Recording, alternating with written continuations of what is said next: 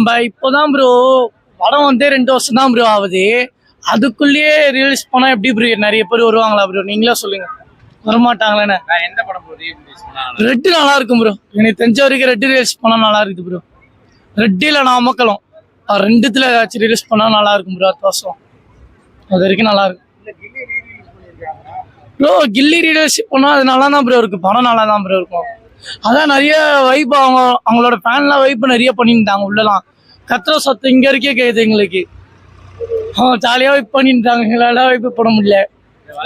வந்துட்டு அஜித் சார் வந்து மார்க்கெட்லாம் போயிட்டு மார்க்கெட்னா அவருக்கு வந்து படமே இல்ல, அதனாலதான் போயிட்டான்ற மாதிரிலாம் சொல்றாங்க.